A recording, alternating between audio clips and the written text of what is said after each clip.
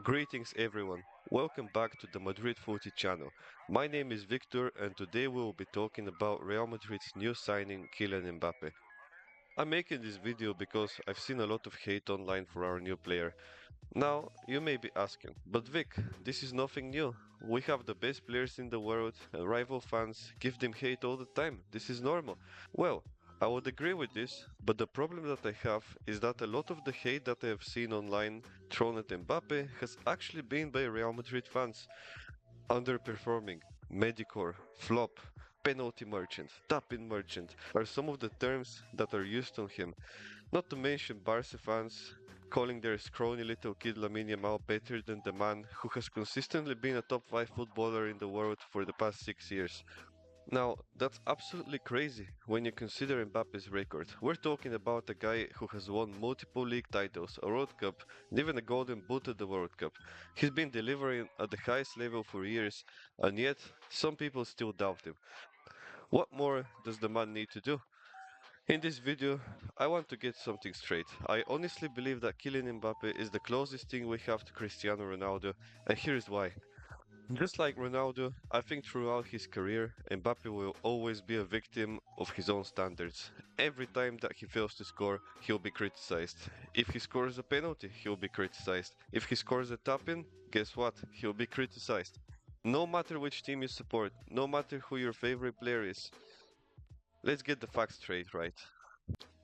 For the past 7 years, Mbappe has been at least top 5 in goal scoring, finishing, dribbling, chance creation, shooting, conversion, penalty taking, positioning, link up play, and he achieved all of this by playing some brilliant and entertaining football. His goal catalogue is superb, and he's by far the biggest talent in football. Do I have to remind you that in the 2016-17 season he had 28 goals, 6 of which were scored in the Champions League knockout stages and 14 assists to his name? And of course, it's not just about stats. Though those are clearly in his favor, it's about the presence he brings to the team. Much like Ronaldo, Mbappe makes opponents double up on him, creates space for his teammates, and strikes fear into defenses. People forget how much influence he has beyond just the goals. In order to understand the hate for Mbappe and see if it's justified, the most logical first step is to analyze his performances so far for Real Madrid this season. Let's now take a look at the raw stats. Firstly, and most importantly, Mbappe has played 8 games for Real Madrid, in which he has already scored 6 goals and provided an assist. For any other player in the world, playing his first season in a new club, in a new league, those stats would be insanely impressive. Well, not for Kylian Mbappe, a man who was brought to Real Madrid with the specific tasks of scoring goals, is being criticized despite doing exactly that. What about his other stats that go unnoticed? Mbappe in La Liga already has taken 27 shots, which is more than the rest of the Real Madrid's attackers combined. Personally, this reminds me a lot of Ronaldo, who would also take a lot of shots every game. Let's be honest, you want your best converter to be taking as many shots as possible and not shy away from opportunities. Mbappe is able to get a shot off from every position just like Ronaldo was, and this is an underrated quality of him.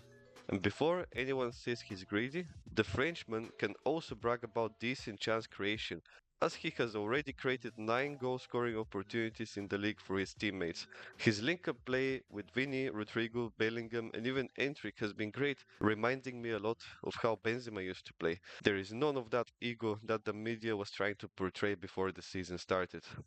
On top of all this, Mbappe has also been our best dribbler this season with almost 3 successful dribbles per game. Of course, stats are not everything. The other metrics that I usually use to rate players are the eye test and the ability to perform when the team needs you the most. And while the last one is not applicable yet, since we haven't played any big games so far, the eye test, as we can all probably agree, is the area in which Kylian hasn't impressed so far.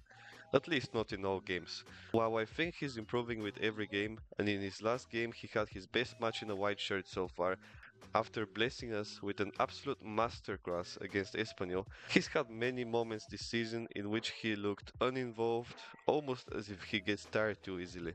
Now is the time for a quick reminder though, that he did not get to have a great preseason. Actually, no preseason at all, which can explain why he doesn't seem to be able to bring the energy levels which we're all used to see from him. Many people tend to ignore the fact that La Liga is a much tougher and higher level league than League One. Teams are better structured, with coaches and players being of much superior quality.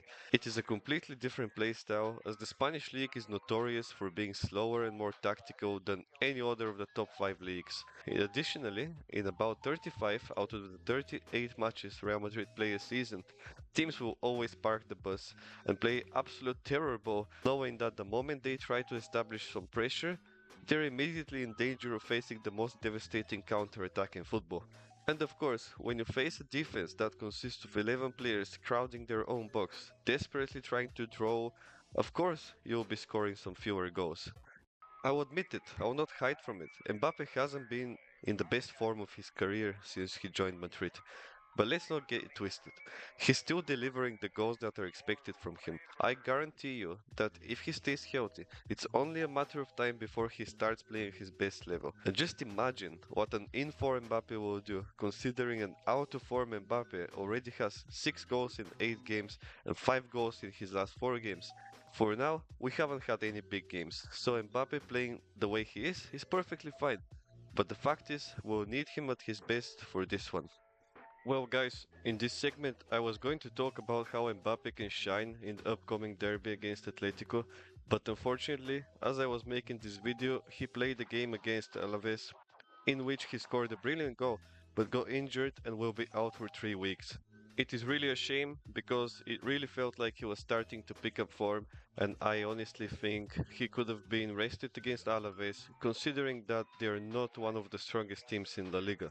For the match against Atleti, I personally see it as a 50-50 game because we all know Atletico will come at their best. After all, this is by far the most important game of the season for their team and fans. The atmosphere will be violent, Diego Simeone will be jumping and shouting, their players will be kicking the brakes off of ours, and it will be an all-out war as always. This is a crucial game for the title race, considering how good Barca have been, so I really hope we somehow manage to get the 3 points here. We will need everyone to perform, and hopefully the players and also Ancelotti can all deliver. This will be everything for today, guys. I'm thankful to each and every one of you who stayed all the way here to listen to me talk for so much time.